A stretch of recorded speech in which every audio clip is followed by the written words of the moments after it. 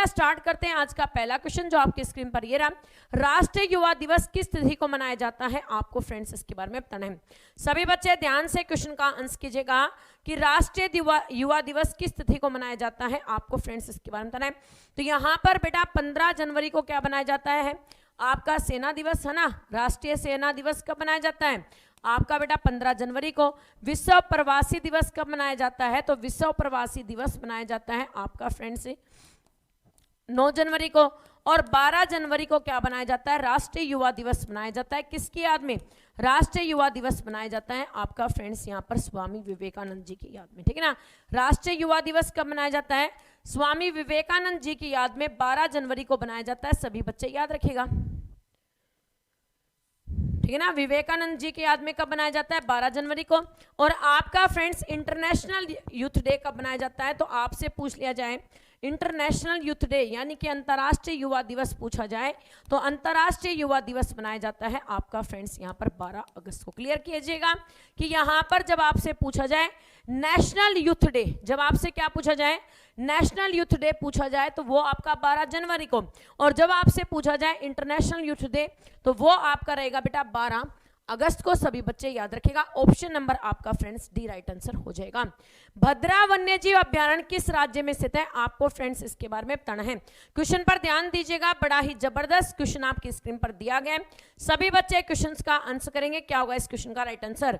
भद्रा वन्यजीव अभ्यारण्य किस राज्य में स्थित है,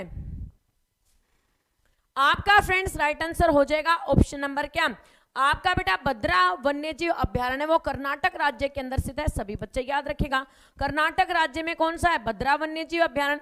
इसके साथ ही आपका फ्रेंड्स बांदीपुर राष्ट्रीय उद्यान कहां पर स्थित है, बांदीपुर राष्ट्रीय उद्यान भी आपका फ्रेंड्स कर्नाटक के अंदर स्थित है ना। बांदीपुर राष्ट्रीय उद्यान भी कहां पर है, कर्नाटक के अंदर स्थित है।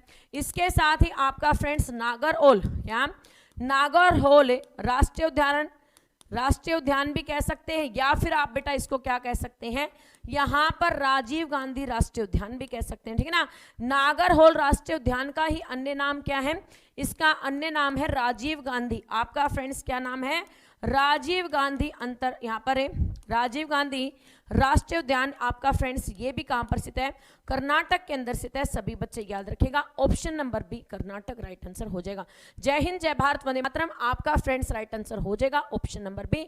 चिल्का राष्ट्रीय उद्यान कहां पर स्थित है, तो आपका फ्रेंड्स चिल्का राष्ट्रीय उद्यान कहां पर स्थित है, उड़ीसा के अंदर। चिल्का राष्ट्रीय उद्यान कहां पर स्थित है, उड़ीसा के अंदर स्थित है। इसके साथ ही आपका फ्रेंड्स सिमलीपाल राष्ट्रीय उद्यान भी कहां पर स्थित है, सिमली जो पाल है, सिमली पाल राष्ट्रीय उद्यान भी कहां पर स्थित है, आपका फ्रेंड्स ये भी उड़ीसा के अंदर स्थित है ना। और आपका फ्रेंड्स पेरियार राष्ट्रीय उद्यान कहां पर स्थित है, ये आपका केरल में स्थित है। ऑप्शन नंबर आपका बी कर्नाटक करेक्ट आंसर हो जाएगा।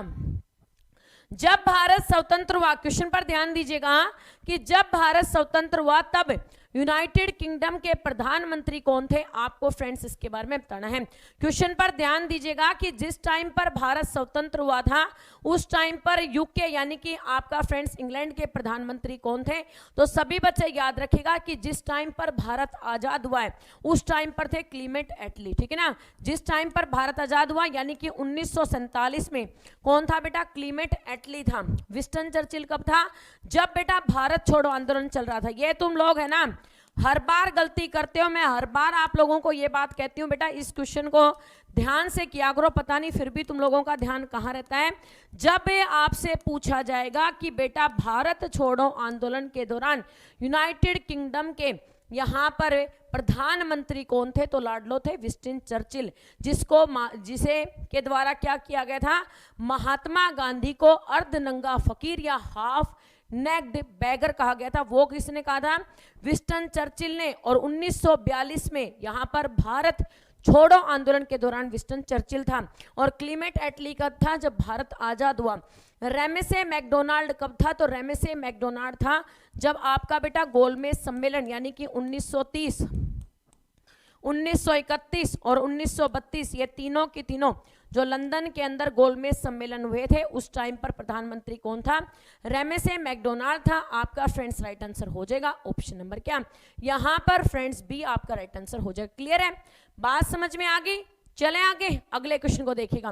खालिस्तान वर्ष में दिसंबर में देश भर के 72 प्रतिनिधियों की बंबई, यहां पर क्या, बंबई की बैठक के दौरान भारतीय राष्ट्रीय कांग्रेस की स्थापना की गई थी। आपको फ्रेंड्स इसके बारे में बताना है।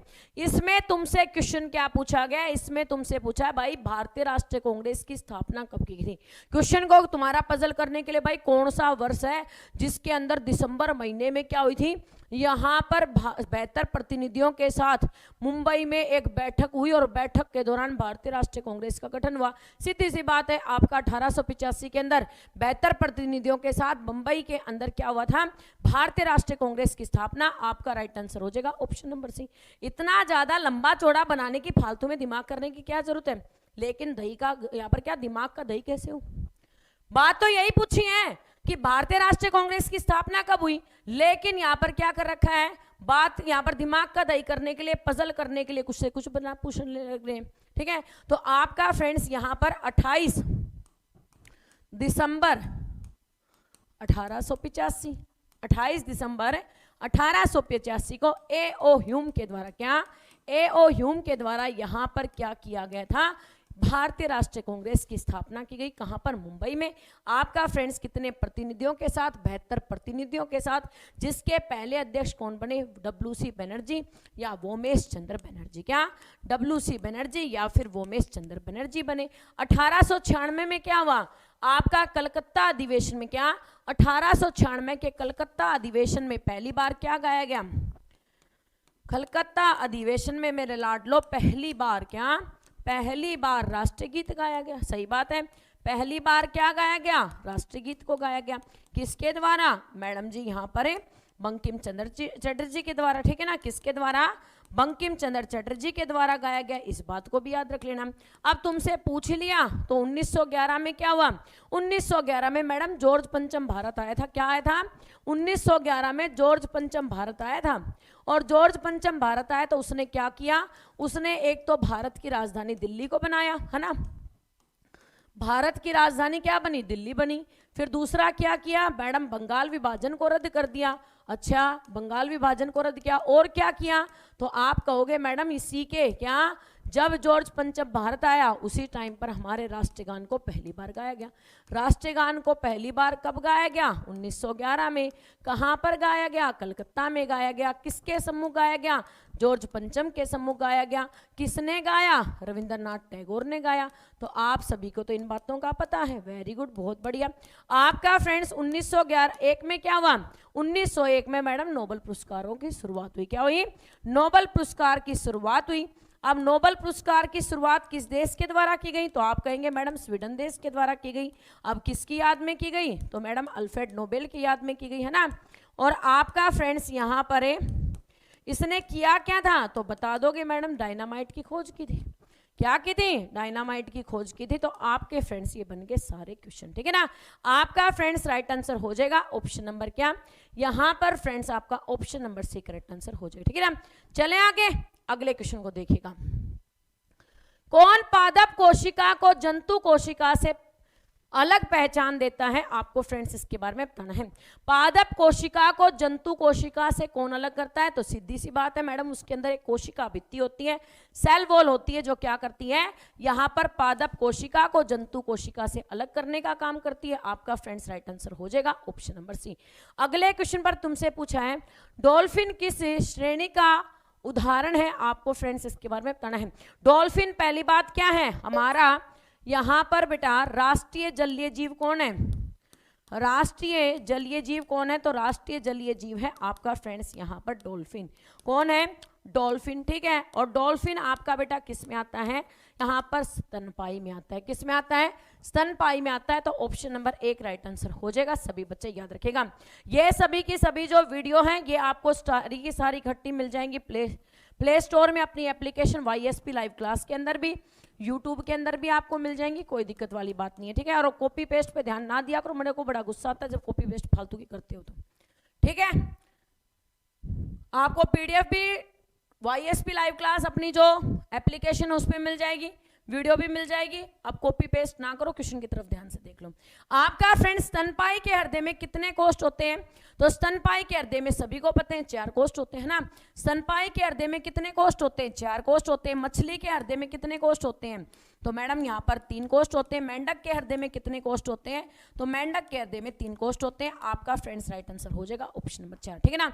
स्तनपाई में 4, मेंढक में 3 और आपका बेटा मछली में कितने होते हैं? 2। तो सभी बच्चे याद रखिएगा। नेक्स्ट बेटे क्वेश्चन पर ध्यान दीजिएगा। किस रक्त वर्ग में कोई प्रतिजन नहीं होता? आपको फ्रेंड्स इसके बारे में बताना है। कौन सा ब्लड ग्रुप है जिसके अंदर कोई प्रतिजन नहीं होता? आपका फ्रेंड्स राइट आंसर हो जाएगा ओ ब्लड ग्रुप। ये प्रतिजन ना होने की वजह से ही ओ ब्लड ग्रुप सभी को चढ़ाया जा सकता है। ओ ब्लड ग्रुप को इसीलिए क्या कहा जाता है? यहाँ पर स्रवदाता रक्त समूह कहा जाता है। क्या कहा जाता है?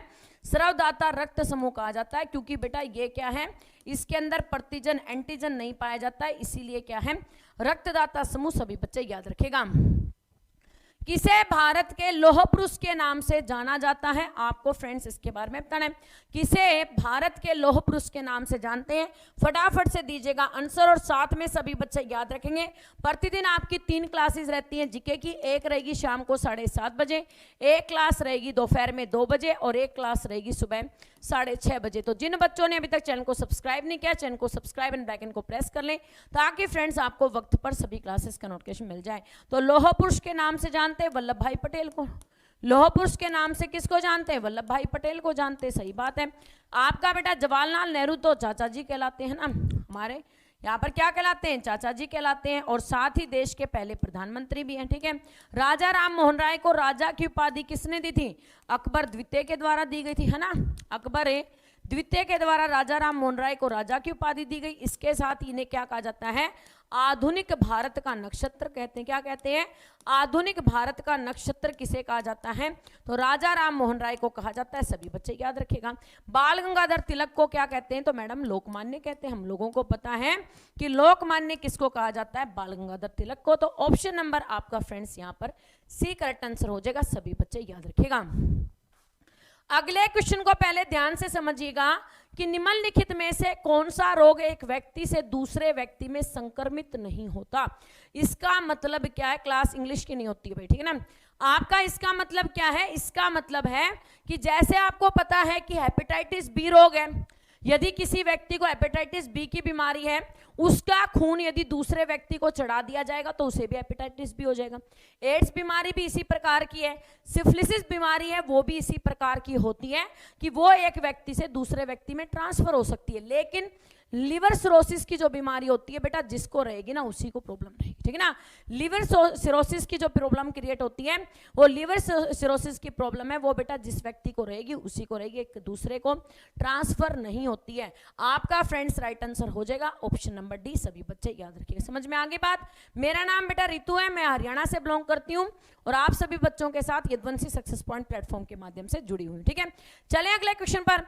भारत के संविधान का अनुच्छेद नंबर 17 खालिस्तान के उन्मूलन से संबंधित है। आपको फ्रेंड्स इसके बारे में बताना है। अनुच्छेद नंबर 17 में किसके बारे में बताया गया? तो अनुच्छेद नंबर 17 में मैडम अस्पृश्यता के बारे में बताया गया। आप सभी बच्चे जानते हैं अस्पृश्यता के बारे में किस में बताया गया? अनुच्छेद नंबर 17 में। यानी कि किसी भी जाति को यहाँ पर बेटा क्या एड्स बीमारी नहीं फैलती है। किसी यदि कोई व्यक्ति एड्स की बीमारी से पीड़ित है, उसका ब्लड यदि दूसरे व्यक्ति को चढ़ा दिया जाएगा तो वो भी एड्स से पीड़ित हो जाता है, ठीक है।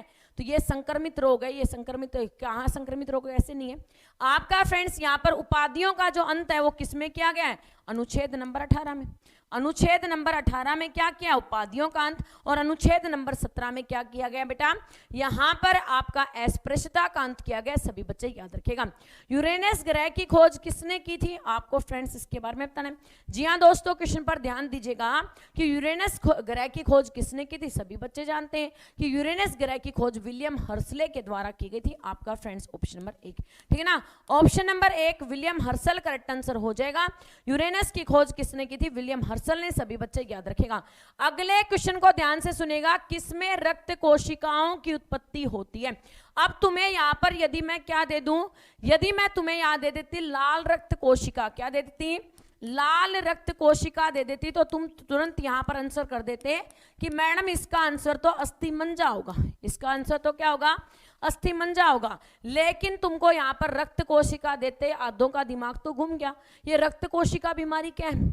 रक्त कोशिका आपका फ्रेंड्स लाल रक्त कोशिकाओं को ही कहते हैं, रेड ब्लड सेल को ही कहते हैं। तो घबराने की जरूरत नहीं है, आपको चाहे रेड ब्लड सेल मिल जाए, चाहे आपको लाल रक्त कोशिकाएं मिल जाए, चाहे बेटा तुम्हें यहाँ पर लोहित कोशिकाएं मिल जाएं। क्या मिल जाए? लोहित कोशिकाएं मिल जाएं। तो घबराने की जरूरत नहीं है, इन सभी का आंसर आपका फ्रेंड्स एक ही होगा और वो क्या होगा, आपका अस्थिमज्जा। ठीक है ना, वो क्या होगा, अस्थिमज्जा। आपका फ्रेंड्स राइट आंसर हो जाएगा ऑप्शन नंबर सी, क्योंकि आप सभी जानते हैं कि हमारे हीमोग्लोबिन में क्या पाया जाता है, लोहा पाया जाता है। ऑप्शन नंबर आपका बेटा सी राइट आंसर हो जाएगा। चीड़ खालिस्तान का एक उदाहरण है, आपको फ्रेंड्स इसके बारे में बताना है। चीड़ का वृक्ष खालिस्तान का एक उदाहरण, तो चीड़ का वृक्ष क्या है, यहाँ पर अनावृत बीजी क्या है, अनावृत बीजी का एक उदाहरण है। आपका फ्रेंड्स राइट आंसर हो जाएगा ऑप्शन नंबर सी, सभी बच्चे याद रखिएगा। नेक्स्ट बेटा आपसे पूछा गया है कि भारतीय संविधान की कौन सी अनुसूची नगर पालिका से संबंधित है, आपको फ्रेंड्स इसके बारे में बताना है। जी हाँ दोस्तों, क्वेश्चन पर ध्यान दीजिएगा, very very most important question आपकी स्क्रीन पर है, सभी बच्चे इस क्वेश्चन का आंसर देंगे। आपसे पूछा गया है भारत की अनुसूचियां जिसके अंदर आपके बेटा किसको इंक्लूड किया गया, आपका बेटा इंक्लूड किया गया है नगर पालिका से संबंधित अनुसूची, और नगर पालिका से जो संबंधित अनुसूची है वो कौन सी है, आपका फ्रेंड्स राइट आंसर हो जाएगा ऑप्शन नंबर डी, 12वीं अनुसूची है। कौन सी अनुसूची है, 12वीं अनुसूची है, जिसके तहत क्या दी गई है, नगर पालिका दी गई है। सभी बच्चे याद रखेगा, ठीक है ना। नगर पालिका किस में आती है बेटा, 12वीं अनुसूची में आती है। ध्यान से सुन लीजिएगा, नगर पालिका किस में आती है, 12वीं अनुसूची में आती है। सभी बच्चे याद रखेगा। आपके फ्रेंड्स 9वीं अनुसूची में क्या आता है, यहां पर फ्रेंड्स आपका संपत्ति के अधिग्रहण का जो अधिकार है वो किस में आता है, संपत्ति के अधिग्रहण का अधिकार 9वीं अनुसूची में आता है। हमारे संविधान में टोटल कितनी अनुसूचियां हैं, 12, ठीक है ना। हमारे संविधान